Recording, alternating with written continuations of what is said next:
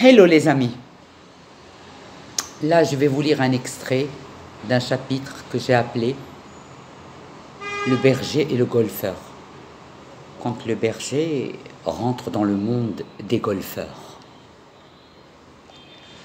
Lorsque certains Marocains issus de familles milliardaires s'amourachaient d'un conjoint dont les parents étaient d'origine modeste ou paysanne, le quotidien de ce couple devenait généralement insupportable au bout de quelques mois de mariage.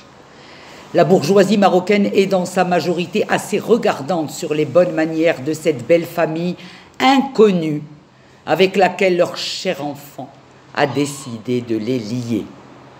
Les bourgeois sont souvent plus fans de mariages arrangés que de ceux spontanés qui représentent quand même un danger pour leur fortune. L'inconnu fait très peur aux gens riches. Ils détestent toute forme d'aventure qui pourrait toucher au volume de leur compte bancaire. Au Maroc, que ce soit dans les familles juives ou musulmanes, la valeur des cadeaux offerts par le marié reste souvent stockée dans toutes les mémoires de toutes les mamans. Qu'elles soient juives ou musulmanes, elles réfléchissent de la même façon sur leur profonde déception quand leur fils amourage d'un fonctionnaire incorruptible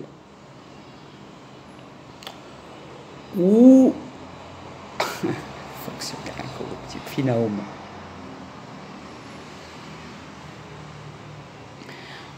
Ou d'un chômeur potentiel. Pire.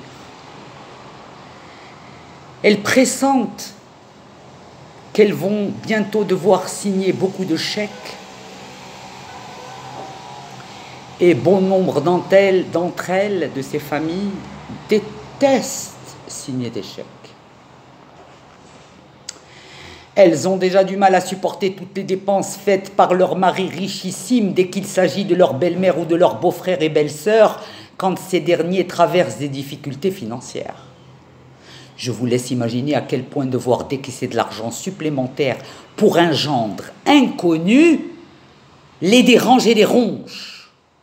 Elles préfèrent de loin être gâtées par leur gendre que de le voir, lui, savourer un confort qu'elles estiment ne pas lui revenir de plein droit.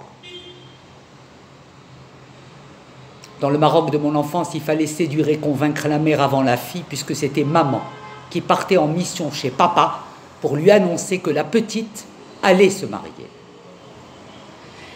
L'argent est dur à sortir pour les égoïstes.